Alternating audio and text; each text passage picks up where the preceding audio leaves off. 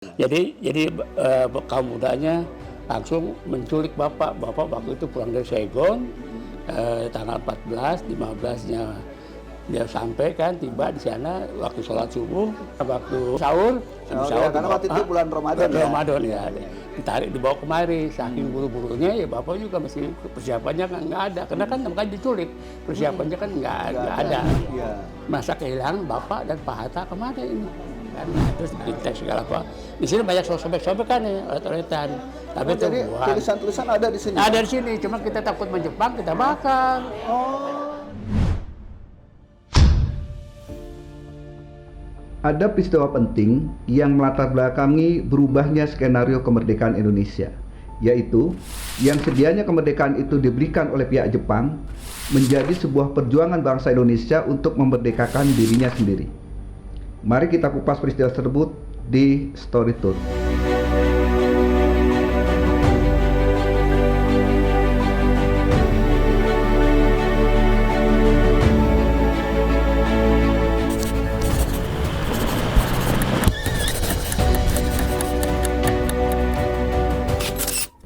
Di dunia ini kita mengenal ada perang dunia, yaitu Perang Dunia ke-1 dan Perang Dunia ke-2. Yang terkait dengan kemerdekaan Indonesia adalah pada Perang Dunia yang kedua, di mana melibatkan Jepang di dalamnya. Seperti kita ketahui, pada era Perang Dunia kedua itu ada dua fase tentang keterlibatan Jepang dalam Perang Dunia kedua. Yang pertama adalah fase di mana Jepang memenangi seluruh pertempuran, yaitu di era tahun 1939 hingga tahun 1942.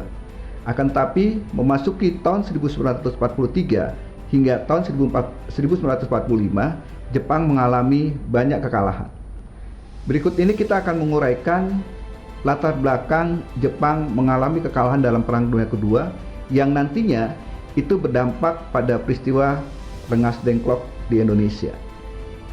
Peristiwa pertama adalah serangan bom atom yang dilancarkan oleh Amerika pada 6 Agustus 1945 di Hiroshima.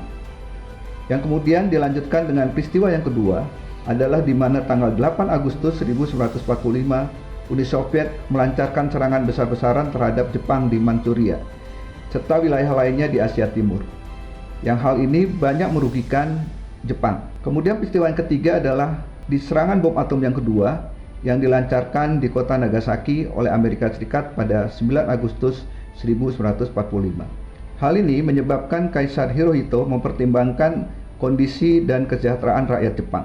Karena secara ekonomi kehidupan rakyat Jepang semakin memburuk akibat perang. Dan oleh karena itu juga membuat Kaisar Hirohito pada tanggal 14 Agustus 1945 memutuskan bahwa Jepang harus menerima deklarasi Potsdam yang menuntut penyerahan tak bersyarat bahwa Jepang harus menyerahkan diri. Dan akhirnya pada tanggal 15 Agustus 1945, Kaisar Hirohito secara resmi mengumumkan penyerahan Jepang kepada sekutu dengan pidatonya yang kita kenal dengan Gyokun Hoso atau Saran Langit Kekaisaran, di mana secara resmi Jepang menyerah kepada sekutu pada Perang Dunia Kedua. Ini adalah Gedung Juang 45 yang terletak di Jalan Menteng nomor 31 Jakarta Pusat. Bangunan sejarah ini menyimpan banyak kenangan tentang kisah perjuangan pemuda Indonesia pada era pemerintahan Belanda dan Jepang. Pada era pemerintahan Jepang, aset-aset orang Belanda disita, termasuk Hotel Skumper ini, yang kita kenal sekarang adalah sebagai Gedung Juang 45. Militer Jepang mengizinkan A.M. Hanafi dan rekan-rekannya menggunakan Hotel Skumper sebagai asrama pada bulan Juli 1942. Kala itu, Soekardi ditunjuk menjadi pimpinan asrama, Khairul Saleh menjadi wakilnya, dan A.M. Hanafi sebagai sekretaris umum. Geisenkabu Sodenbu atau Badan Propaganda Jepang juga menjadikan Hotel Skumper ini sebagai tempat pendidikan politik bagi pemuda Indonesia. Pendidikan politik ini dibiayai oleh mereka dengan harapan para pemuda dapat mendukung kepentingan Asia Timur Raya. Harapan Sidembu kandas. Para pejuang kemerdekaan Indonesia seperti Soekarno, Hatta, Adam Malik, dan Khairul Saleh berpartisipasi dalam mendidik pemuda yang agar berjuang merebut kemerdekaan tanah air. Dan inilah yang menjadi cikal bakal kenapa disebut sebagai Gedung Juang 45. Berbagai peristiwa tadi yang melibatkan kekalahan Jepang membuat bangsa Indonesia berpikir ulang. Para pemuda yang dididik oleh Soekarno, Hatta, dan Khairul Saleh ternyata nantinya akan menjadi pemuda yang memaksakan Soekarno dan Hatta untuk segera memproklamasikan kemerdekaan Indonesia. Para pemuda tersebut yang kemudian kita kenal dengan nama golongan muda. Terkait dengan peristiwa golongan muda ini, kita akan kenal peristiwa Rengas Dengklok, yang kemudian akan menjadi cikal bakal kemerdekaan Indonesia dilakukan dengan kesadaran bangsa Indonesia sendiri tanpa hadiah dari Jepang. Terkait ini, tentu saja kita tidak bisa meninggalkan peristiwa Rengas Dengklok. Untuk itu, mari kita telusuri rumah sejarah Rengas Dengklok. Kita akan mengunjungi rumah penculikan Soekarno dan Hatta dalam peristiwa Rengas Dengklok, serta akan menemui keturunan dari pemilik rumah tersebut. Sepanjang perjalanan kami disuguhkan pemandangan sawah yang membentang, seolah menginformasikan kepada kami bahwa Kerawang sebagai lumbung padi nasional di awal kemerdekaan. Berikut adalah rumah sejarah peristiwa Rengas Dengklok, di mana tokoh penting Indonesia, Soekarno dan Hatta, diculik oleh golongan muda demi mendesak segera terjadinya proklamasi kemerdekaan. Rumah ini adalah rumah yang dimiliki oleh seorang petani keturunan Tionghoa yang bernama Kyo Kiseong. Rumah ini terletak di Dusun Bojong, Rengas Dengklok, Kabupaten Kerawang. Dan rumah ini sudah dibangun atau sudah ditempati sejak tahun 1920. Berikut kita akan mewawancarai salah satu keturunan dari pemilik rumah Rengas Dengklok. Para pecinta story tours, kali ini kita akan berdiskusi atau berdialog dengan salah satu keturunan dari pemilik ya. Kyo Kiseong, ya. Kyo Kiseong. Ya. Kyo Kiseong ini merupakan pemilik asli rumah dari Rengas Dengklok ini yang terkenal dengan sejarahnya, di mana Bung Karno dan Bung Hatta ketika itu diculik oleh beberapa pemuda dan berada di tempat ini. Nah, kebetulan kita sangat beruntung karena bisa bertemu dengan keturunan beliau langsung yang merupakan cucu ya Pak ya? Cucu ya. Cucu dari Kyo Kyo Kiseong. Kiseong. Sejarahnya ya apa urutannya ya, ini maaf ya. Ya silakan, urutannya. silakan. Urutannya kita, Bapak kan diculik di sana dia sama kaum muda yang dipimpin oleh Dr. Dan Singgi. Ya. Tujuannya kan dari Jakarta mau apa cari tempat untuk rapat itu ya. Jadi rapat itu yang mana tujuannya untuk kita tuh mau merdeka, tidak mau kasih dari Jepang, pemberian dari Jepang. Nggak mau hadiah dari Jepang. Jadi betul Jepang akan memberi, tapi kita kan kalau memberi kita punya utang. Oh iya. Ya utang budi kan. Utang budi, ya. Jadi kaum mudanya langsung menculik bapak. Bapak waktu itu pulang dari Saigon, tanggal 14, 15-nya dia sampai kan, tiba di sana waktu sholat subuh, mungkin sudah apa namanya waktu sahur. Ya, karena waktu itu bulan Ramadan ya. Ramadan ya.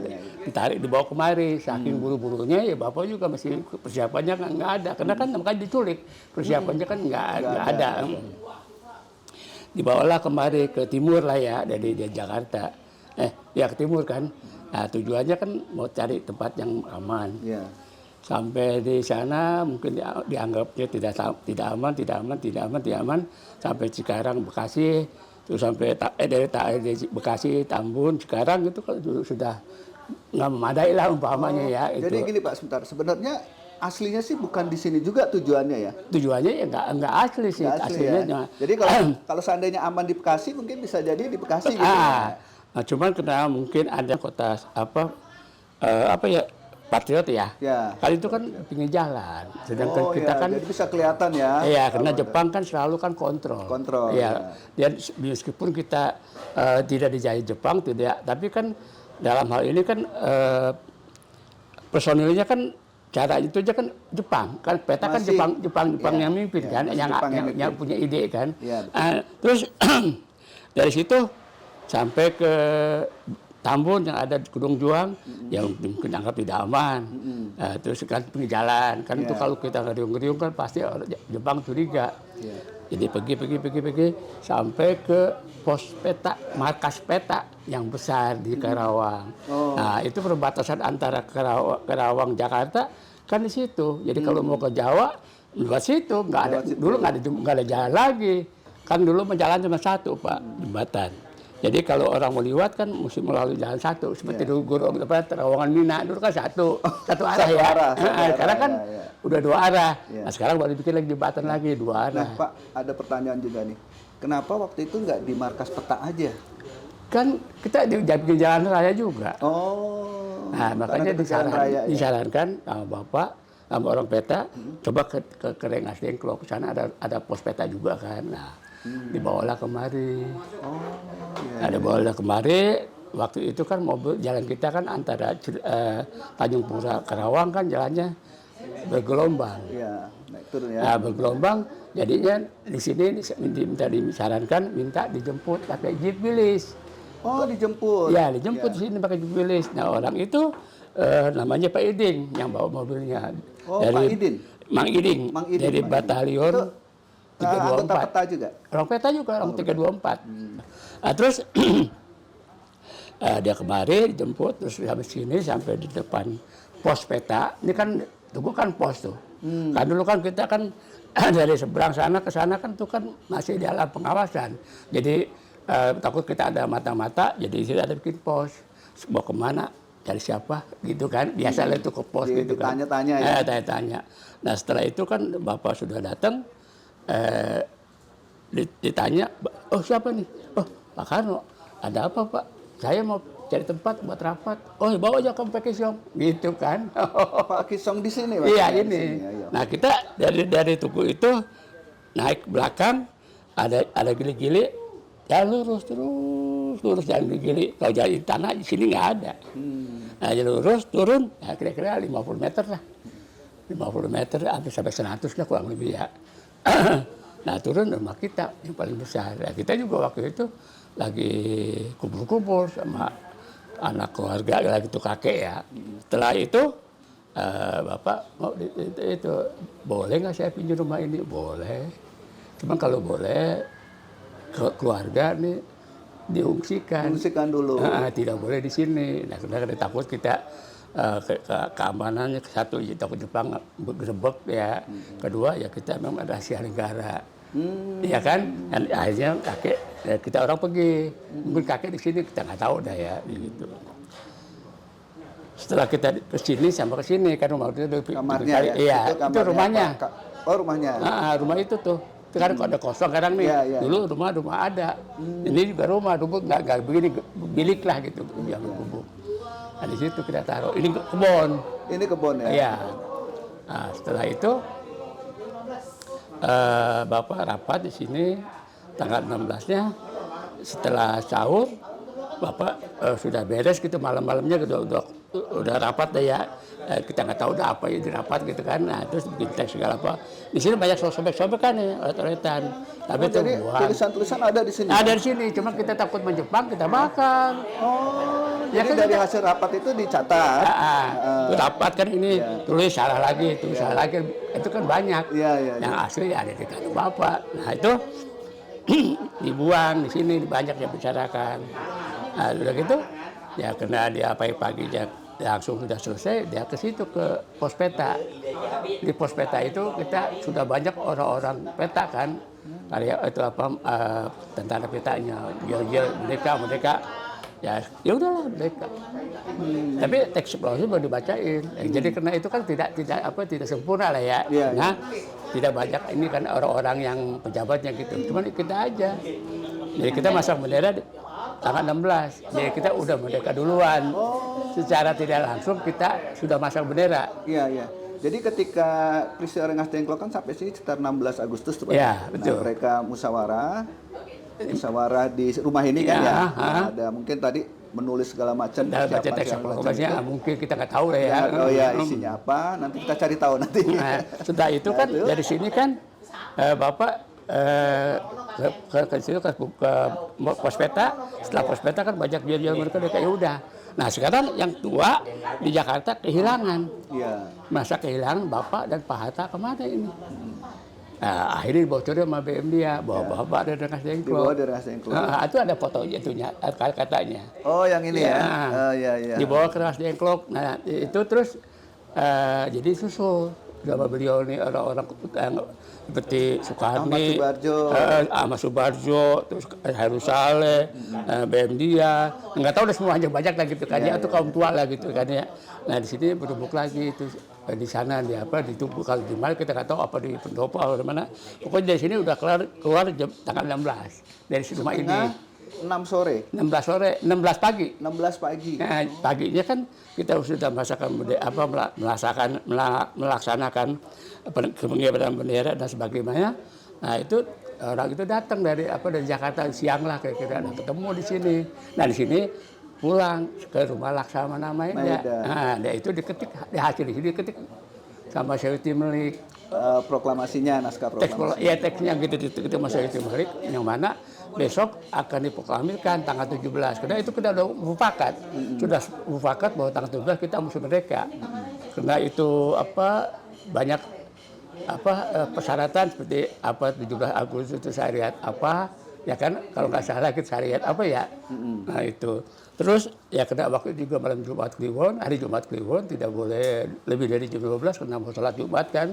Oh ya, hari Jumat waktu itu. Ya betul. Nah terus Bapak dikumandangkannya di Lapang Banteng. Tapi karena Lapang Banteng itu banyak orang dan Jepang juga banyak, jadi takutnya ntar begitu kita baca dia stop lagi kan, dia balik lagi ke penghayati rumahnya. Di rumahnya baru dibacain. Plok selesai. Yang ngucapin selamat dari pertama Palestina sama Mesir. Yang pertama Palestina. Yang pertama kali mengakui kemerdekaan Indonesia, Palestina. Kedua Mesir. Ketiga selanjutnya kita nggak tahu lah. Iya. Setelah itu banyak beberapa negara yang mengakui ya. Iya. Nah, tadi yang menarik Pak, tanggal 16 itu orang sudah ngibarin bendera merah putih. Iya.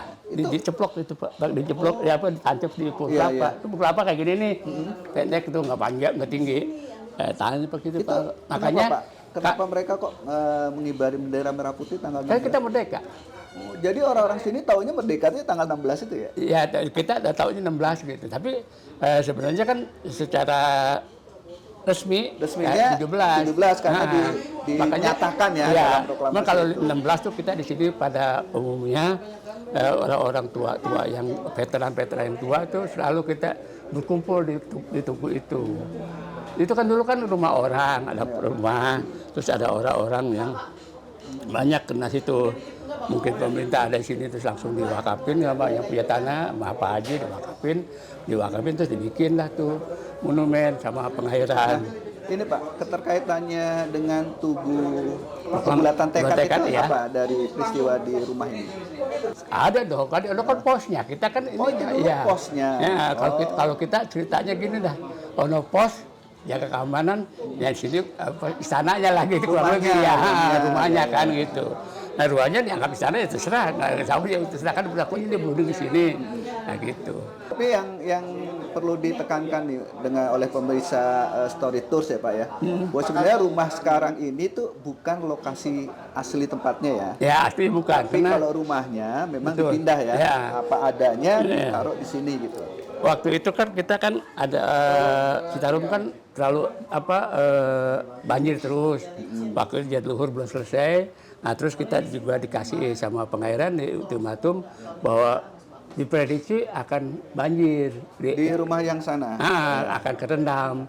Jadi tolong dipindah. Nah, kita pindah dari tempat yang sesuai halamannya sesuai itu ya rumahnya, tapi nggak ada Pak, nggak ada yang sebesar itu gitu kan.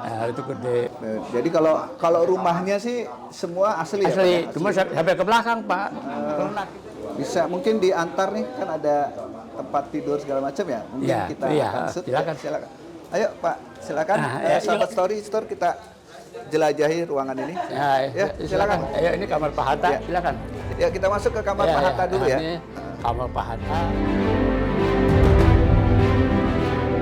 Dari kamar Bung Hatta ini kita menuju ke kamarnya Bung Karno Pak ya. Jadi ternyata bahwa tempat ini sebenarnya bukan tempat aslinya, begitu ya Pak Yanto ya.